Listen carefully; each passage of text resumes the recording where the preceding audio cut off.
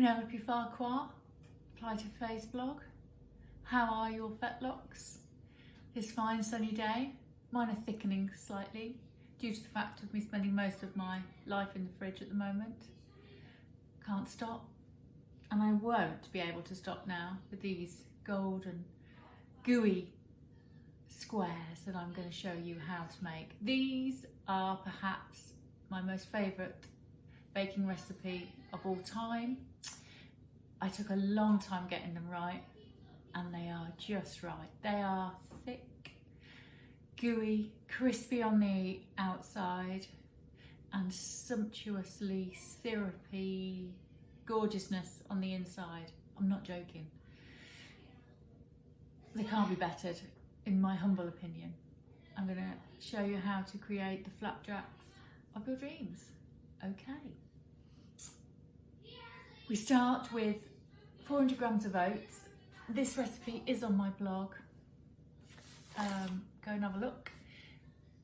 But the oats we use are probably one of the most important factors in its success, as well as the huge amounts of butter and syrup.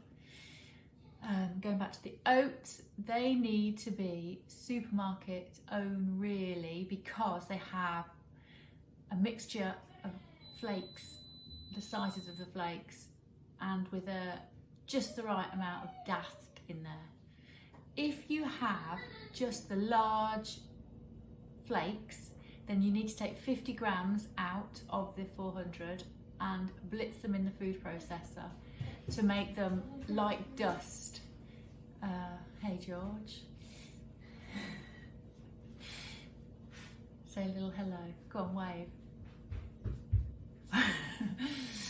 To make them like dust, you need that daft. It gives you squidginess and gooiness that makes these babies epic. Okay, so I just have supermarkets own, and they're just darn well hard. Righty-tighty. So we do it in one big saucepan because you're going to wallop the oats in afterwards. So it's all in one pot. No more washing up. Booyaka. Let's go. So 180 grams. I do it on the hoof. So we are looking at, I'm reckoning, what do you think? I think that is about 180. Oh, nowhere near, 138. Oh my God, it's bang on.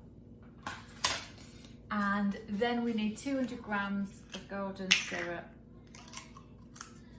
I take the lid off because need a fair amount. So we're gonna go jolly good squeezes, one more I reckon. Oh, 75. I've gone over now. I'm just going to leave it like that. Okay, then you need 200 grams of light brown sugar. I haven't got light brown sugar, and in my recipe on the blog it says 100 grams of dark brown and 100 grams of light brown. This is just what I've got at the minute. It doesn't really matter. If you do get that mix with the dark brown as well, it does have more of a treacly toffee flavour, but they're still darn well good, just with normal sugar. So I'm going to do 200 grams wallop. I must say, stop saying that. Maths is too difficult. If I don't set it back to 0.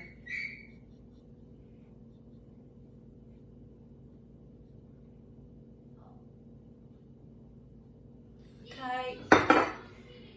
And that's it. So I'm going to stick it on the hob over a medium heat, and I'm going to keep stirring, making sure the butter goes into the sugar, so the butter's not floating about on top of the sugar. You just need to stir with a wooden spoon, and then you need to bring that baby up to a bubble, and the bubbles get bigger and bigger and bigger until it thickens and looks like molten lava. Not that I've ever seen molten lava, but you'll see. I think it's a pretty correct analogy. Okay, I will be back. Okay, this is it. Look at that. Can you see the bubbles? Thick, thick, thick, thick, thick stuff. lovely. Let's turn it up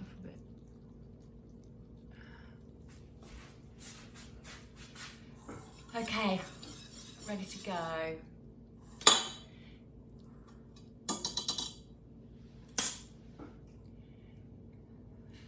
grams of oats in the saucepan. That is about as technical as it gets.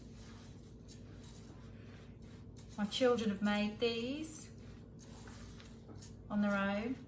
You have to supervise really the moving the hot syrup from the hob to the work surface, because it is as hot as molten lava probably. Okay, we're done. So gloriously sticky, syrupy oats. I have my trusty 8-inch square, loose bottomed, you know what I'm saying, ladies, tin with a bit of, it's called Baker Glide, get it off Amazon. It's reusable and non-stick, and I just sit these two in my cupboard, and I do the same for cake tins as well, because I can't be dealing with the faff of cutting out every time on baking paper. I mean, that would stop me baking. Can't be bothered.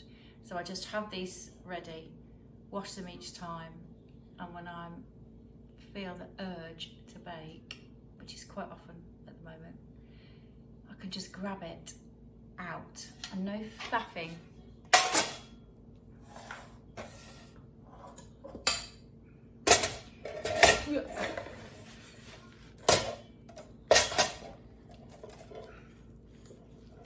Blimey. Doesn't want to come out. That's what she said. Right. Smooth it over. Don't push down too hard. I use a metal spoon. It's a bit easier to do it with a metal spoon. There we go. Squash it into the edges and then smooth it as best you can. Just patting and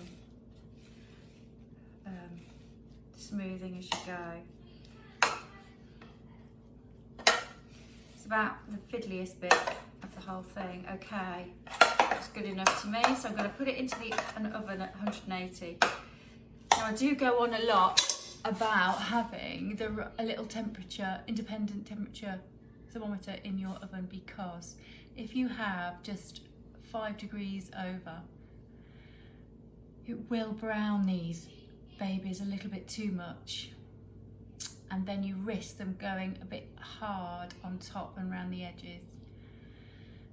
So keep your beady eye on them while they bake, about 12 minutes. And you need some colour on them. If you don't have some colour, then they're not cooked enough and they haven't got that caramel gorgeousness thing going on. So you need some colour. I'll show you exactly how much colour. I have to make sure I don't start playing on my phone or whatever, because 12 minutes isn't very long. But I'll be back. I shall show you then just how flipping amazing. And they've got to be healthy for you, right? Haven't they? They're like full of oats. Okay. Yo.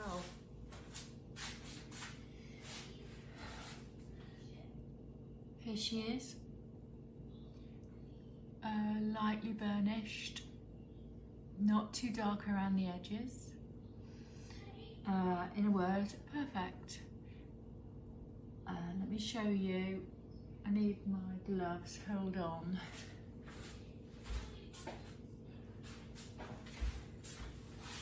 Okay, so a tiny bit dark around the edges,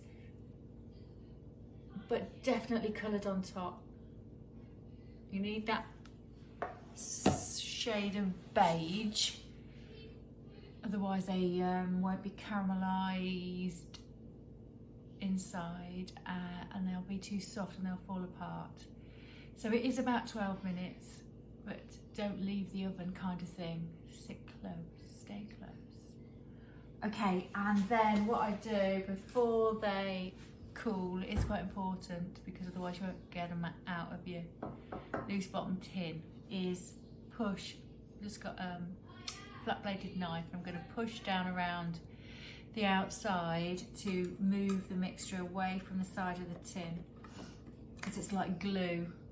But push, don't drag, because the oats come up on it. So just keep, and then they'll tear it like that.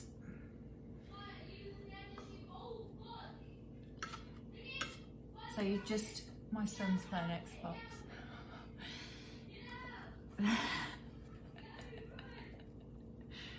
Alright.